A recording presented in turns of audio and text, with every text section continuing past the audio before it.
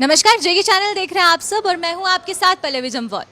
तो चलिए आज बात करते हैं। मेरे साथ यहाँ पर शेखर और रोहन दोनों मौजूद हैं और हम हर बार कोशिश करते हैं कि जो यंग टैलेंट है उससे आपको इंट्रोड्यूस करवाया जाए और बातचीत की जाए उनसे, क्योंकि जितने भी यंग लोग हैं या जो यूथ है हमारा, वो लाइफ में कुछ अलग करना चाहता है और कुछ ऐसे मुकाम हासिल करना चाहता है जिसके बारे में बात करना बहुत ज़रूरी है ताकि आप लोगों को भी मोटिवेशन मिले। तो चलिए आइए पहले शेखर से बात करते हैं। और शेखर, मैं आपसे ये जानना चाहूँगी कि इंटरनेशनल फिल्म फेस्टिवल जो चंबल में ऑर्गेनाइज हुआ था, चंबल इंटरनेशनल फिल्म फेस्टिवल, उसको लेकर किस तरीके का एक्सपीरियंस रहा पहले तो आपका, और आपकी शॉर्ट फिल्म वहाँ पर गई थी जो कि रिकॉग्नाइज भी हुई, उन्हें बाद में एफिलिएट भी किया गया, तो उसके बारे में आपका क्या कुछ कहना है? जी थैंक यू। सबसे पहले तो मैं ये कहना चाहता हूँ कि जो फिल्म फेस्टिवल ये कोटा में ऑर्गेनाइज हुआ था, चंबल इंटरनेशनल फिल्म फेस्टिवल, यहाँ पर मेरी 2 शॉर्ट फिल्म्स जो है वो सिलेक्ट हुई थी, जिसमें से एक फिल्म का नाम था द बेंच और दूसरी फिल्म का नाम था सनफ्लावर। द बेंच में रोहन ने जो है मेन लीड का काम किया था और वहाँ का एक्सपीरियंस काफ़ी अच्छा रहा। वहाँ पे अलग अलग देशों से भी जो फिल्म मेकर्स थे वो आए थे, तो उनसे बात करने का मौका मिला, इंटरेक्शन हुई और काफ़ी सारी चीज़ें हैं जो फिल्म मेकिंग के बारे में और सीखने को मिली। तो मुझे तो लगता है कि ऐसे फेस्टिवल में फ़िल्म सिलेक्ट होना मेरे लिए बहुत बड़ी बात थी। बिल्कुल। रोहन, आपसे भी जानना चाहेंगे, जिस तरीके से शेखर ने बताया कि आपने इनकी फिल्म में एक्ट किया है, तो एक्टिंग जो है, क्योंकि अभी जो बॉलीवुड में इस टाइम पे देखने को मिलता है कि एक्टर्स बहुत कम होते हैं जिनको पता हो कि एक्टिंग के जो स्किल्स होते हैं वो कैसे होते हैं और किस तरीके से एक्ट परफॉर्म करना है। एक स्टोरी कितनी इंपॉर्टेंट होती है किसी भी शॉर्ट फिल्म में हो या फिर फिल्म में हो? जी, आपने बहुत अच्छा सवाल पूछा। मेरा मानना है कि स्टोरी ही जो एक पूरी कहानी होती है, एक फ़िल्म होती है, उसका एक मेन पार्ट होता है।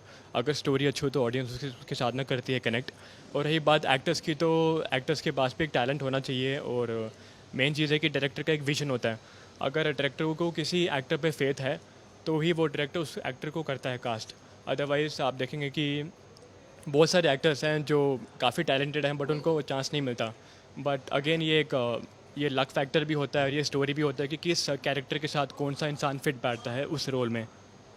तो शेखर, मेरा आपसे सवाल ये, जम्मू कश्मीर की बात करते हैं पर्टिकुलरली, तो यहाँ पर बहुत से कम लोग होंगे जो कि क्रिएटिव फील्ड की तरफ काम करते हैं, चाहे वो डायरेक्शंस को लेकर हो, एक्टिंग को लेकर हो। अगर जो लोग करते भी हैं उनको अपॉर्चुनिटीज़ नहीं मिलती हैं, तो यहाँ पर अपॉर्चुनिटीज़ का कितना ज़्यादा लैक है? क्योंकि आपने ऐसे फिल्म मेकर्स के साथ बातचीत की और बहुत सी अलग अलग फिल्म वहाँ पर आई थी, तो कहीं ना कहीं किसी पॉइंट पर ऐसा लगा हो कि अपॉर्चुनिटी अगर ज़्यादा बेटर होती तो मैं ज़्यादा अच्छा काम कर सकता था? मेरा मानना ये है कि अभी जैसे कश्मीर फाइल्स यहाँ पे बनी है, और भी फिल्म्स हैं या सीरीज़ हैं जिनकी शूटिंग अब यहाँ होना शुरू हो गई है।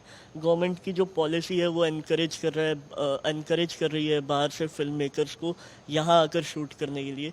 तो जितने भी क्रिएटिव फील्ड में जाने वाले लोग हैं जो इंटरेस्टेड हैं, जम्मू कश्मीर से हैं, उनको ये चीज़ हेल्प कर सकती है कि वो लोग जब उनकी टीम यहाँ पे अपना प्रोजेक्ट शूट करने आए तो हम लोगों को उनके साथ इंटरेक्ट करने का मौका मिल सकता है और उनके प्रोजेक्ट में काम करने का मौका मिल सकता है। जैसे कि अभी कश्मीर फाइल्स में भी हुआ है कि जम्मू के आर्टिस्ट जो हैं उन्होंने उसमें एक्ट किया है या काम किया है। तो मुझे लगता है कि मतलब ये जो पॉलिसी है ये काफ़ी बेटर है और मतलब आने वाले टाइम में लोगों को और ज़्यादा इनकरेज करेगी। बिल्कुल। और वहीं पे मेरा आप दोनों से ये सवाल है, जम्मू कश्मीर में जो इन्वायरमेंट है, चाहे वो क्रिएटिव फील्ड को लेकर हो या फिर अपॉर्चुनिटीज़ को लेकर हो, काफ़ी ज़्यादा चीज़ें ऐसी हैं जिसमें कि लैक भी होता है और गवर्नमेंट सपोर्ट नहीं करती है। तो जो यूथ है जो कि आगे जाकर कुछ अलग करना चाहता है, चाहे वो डायरेक्शन में हो, एक्टिंग में हो, तो यहाँ पर गवर्नमेंट को किस तरीके से उन्हें सपोर्ट करना चाहिए? इंस्टीट्यूट्स, यहाँ पर कोई एक्टिंग क्लासेस नहीं होती प्रॉपर तरीके से, एक्टिंग इंस्टीट्यूट्स नहीं है। जैसे कि दिल्ली की बात करें तो वहाँ एनएसडी है, यहाँ पर वो नहीं है। तो इस तरीके की और ड्रामा स्कूल्स बनाने की कितनी ज़रूरत है? जी, आपने एकदम सही कहा कि यहाँ पर ना एक्टिंग के लिए अपॉर्चुनिटीज़ बहुत कम है। बट मुझे लगता है कि जब से सोशल मीडिया राइज पे आया है पिछले 2 सालों में, जब से जेएनके में इंटरनेट का बैन हट गया था, उसके बाद काफ़ी सारे जो आर्टिस्ट थे, जो बडिंग आर्टिस्ट हैं, उन्होंने अपने वीडियोस, अपनी रील्स इंस्टाग्राम पे, फेसबुक पे अपलोड करना शुरू किए। तो कभी कभी ऐसे गवर्नमेंट को शायद नोटिस नहीं होता होगा कि अपॉर्चुनिटी ग्रो कर रही है, बट आई एम श्योर जैसे अभी आजकल डोगरी आर्टिस्ट बहुत ज़्यादा राइज कर रहे हैं, तो आई होप कि आने वाले टाइम पे वो गवर्नमेंट भी यहाँ पर थिएटर जो है उसको बहुत बड़े लेवल पे एक्सपैंड करेगी। And on the other hand I think artist को हमेशा एक अपॉर्चुनिटी ढूंढनी चाहिए और अपॉर्चुनिटी क्रिएट भी करनी चाहिए, चाहे वो अवेलेबल नहीं हो। बिल्कुल शेखर, जिस तरीके से रोहन ने कहा कि सोशल मीडिया बहुत हेल्प करता है, तो ये जो आपने अपनी शॉर्ट फिल्म्स बनाई है, ये जो कॉन्सेप्ट था, इसको लेकर पूरा आइडिया फ्रेम करना और फिर एक पूरा प्लान बनाना, एक्टर्स कास्ट करना, तो ये जो पूरा प्रोसीजर्स था, इसको लेकर कितनी डिफ़िकल्टीज आई? डिफ़िकल्टीज़ अभी ये मेरी 6th इंडिपेंडेंट शॉर्ट फिल्म थी, और डिफ़िकल्टीज़ तो देखो लाइफ का पार्ट है, वो तो आती जाती रहती है। पर अब मुझे ऐसा लगता है कि इतनी ज़्यादा कुछ खास डिफ़िकल्टी मेरे को इस प्रोजेक्ट में आई नहीं, ऑल थैंक्स टू रोहन। कि मतलब हमने राइटिंग से लेके प्रोजेक्ट ख़त्म होने तक साथ मिलकर काम किया, और ये प्रोजेक्ट काफ़ी अच्छे से ख़त्म हुआ। तो टीम स्पिरिट का जो है वो कितना ज़रूरी होता है? अगर आप शॉर्ट फिल्म बना रहे हैं या एक पूरी फुल फ्लेश्ड फिल्म बना रहे हैं, तो उसके लिए टीम स्पिरिट और टीम वर्क जो है वो कितना ज़्यादा मैटर करता है? बेसिकली आई बिलीव कि जैसे एक टीम होती है, एक स्ट्रॉन्ग मैन आर्मी की तरह इसका रोल प्ले होता है। जैसे एक आर्मी होती है वो किसी वॉर पे जाती है, तो एक सिंगल इंसान वहाँ पर जाके फाइट करेगा तो वो हार जाएगा। तो वैसे ही अगर फिल्म मेकिंग की बात की जाए तो यहाँ पर बहुत सारे डिपार्टमेंट्स होते हैं, तो हर किसी एक्सपर्ट की ज़रूरत होती है। तो यहाँ पर टीम का पार्टिसिपेशन और उनका इक्वल कंट्रीब्यूशन होना बड़ा ज़रूरी होता है। तो यहाँ पर सेल्फिशनेस नहीं आनी चाहिए कि अगर इसमें मैं काम कर रहा हूँ तो मेरा क्या फ़ायदा होगा। तो इसको एज अ होल काम करना चाहिए कि हाँ, अगर ये फिल्म एक टीम बनाती तो उसमें पूरी रिप्रेजेंटेशन टीम की होती है, और इसमें सिर्फ एक ही आइडेंटिटी नहीं सामने आती है, सबकी आइडेंटिटी उभर के सामने आती है। बिल्कुल, जिस तरीके से रोहन ने कहा, तो एक फ़िल्म जो होती है वो डायरेक्टर का विजन होता है, लेकिन उस डायरेक्टर के विजन को परफॉर्म करना बाकी टीम का काम होता है। तो डायरेक्टर की जो डायरेक्शन है वो कितना ज़्यादा इंपॉर्टेंट है, और कितने एक्टर्स को समझाना, क्योंकि डिफ़िकल्टीज बहुत होती है कि आपको जैसे एक प्रॉपर सीन चाहिए, वो एक्टर उसको इसी तरीके से इनैक्ट करे, तो वो चीज़ें समझाना और वो एक प्रोसीजर उसको फॉलो करना, तो उसमें कितनी डिफ़िकल्टीज आती है? क्योंकि आपने इससे पहले भी शॉर्ट फिल्म जो है वो बनाई हैं, और बहुत सी शॉर्ट फिल्म बनाई हैं, तो इसको लेकर क्या कुछ आप हमारे जो व्यूअर्स हैं उन्हें टिप्स देना चाहेंगे? मैं तो यही कहना चाहता हूँ कि डायरेक्टर का जो विज़न है वो बहुत ज़्यादा इम्पोर्टेंट होता है, क्योंकि जो स्क्रिप्ट है वो जब डायरेक्टर पढ़ता है तो उसके दिमाग में ऑलरेडी एक फ़िल्म बन चुकी होती है, तो उसको फिर बाकी के जितने भी डिपार्टमेंट्स हैं, म्यूज़िक का है,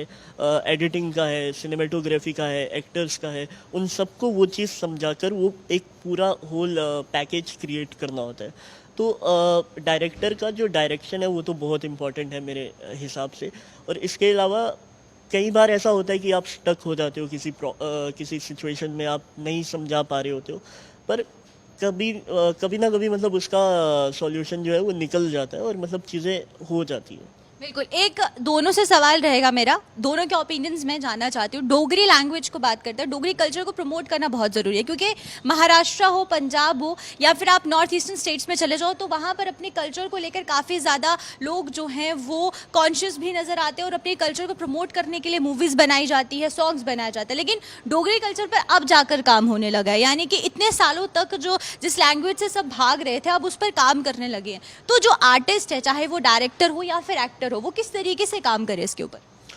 मुझे तो लगता है कि डोगरी लैंग्वेज को जैसे प्रमोट किया जा रहा है, और ये हम आर्टिस्ट की मतलब रिस्पॉन्सिबिलिटी बनती है कि हम जो हमारी अपनी लैंग्वेज है उसको हम प्रमोट करें, और अभी इस पे काम होना भी काफ़ी अच्छे से शुरू हो चुका है। तो आने वाले टाइम में हम भी उम्मीद करते हैं कि हम भी कुछ उस तरीके का बनाएंगे। आपका क्या ओपिनियन है इस पर रोहन? मेरा ओपिनियन है कि ये हमारी जो डोगरी है, हमारी जो रीजनल लैंग्वेज है, ये काफ़ी सालों से चल रही थी, बट इसको कभी वो एक फेम नहीं मिला, इसको कभी एक रोशनी नहीं मिली। बट बहुत सारे आर्टिस्ट हैं, जैसे संयम पंडो हैं, और कुछ जर्नलिस्ट हैं, जैसे आशीष जी हैं, आशीष कोहली जी हैं, और कुलदीप जी हैं। तो उन्होंने मतलब इस सब जो डोगरी लैंग्वेज है उसको बहुत ऊपर प्लेटफॉर्म पे लेके आए हैं वो। और ये हम जैसे ग्रोइंग आर्टिस्ट के लिए बहुत बड़ी इंस्पिरेशन है कि अपनी जो लैंग्वेज है उसको भी अगर हम आगे लेके आएँ तो उसमें भी जो टैलेंट है वो हम दिखा सकते हैं। और जैसे पंजाबी इंडस्ट्री है कि वहाँ पर पंजाबी लैंग्वेज जो होता है वो हर किसी को आती है। तो जैसे हम जम्मू कश्मीर से बाहर जाते हैं तो सबसे पहले लोग आपसे ये पूछते हैं कि अच्छा अपनी बोली में कुछ एक दो शब्द सुना के बताओ। तो आई थिंक ये एक आपकी आइडेंटिटी होती है और आपके रूट के साथ कनेक्शन होता है। Thank you so much Shekhar और रोहन इस इंटरेक्शन के लिए। और वहीं पर जिस तरीके से शेखर ने और रोहन ने, जो कि एक डायरेक्टर है और एक एक्टर भी है, इन दोनों ने अपने अपने एक्सपीरियंसेस शेयर किए। और सबसे बड़ी बात यहाँ पर ये कि अपने कल्चर को लेकर किस तरीके से प्रमोशन करनी चाहिए, क्योंकि जिस भाषा से हम भागते हैं वही भाषा जो है हमारी रूट्स भी है। तो उसके बारे में बातचीत करना, उसे बोलना बहुत ज़रूरी है। और मैं इन दोनों से अब यही उम्मीद कर सकती हूँ कि आगे जाकर ये इस लैंग्वेज को लेकर और ज़्यादा प्रमोशनल एक्टिविटीज़ करें, उस पर काम करें, तो अभी के लिए फिलहाल आप मुझे इजाज़त दीजिए, नमस्कार।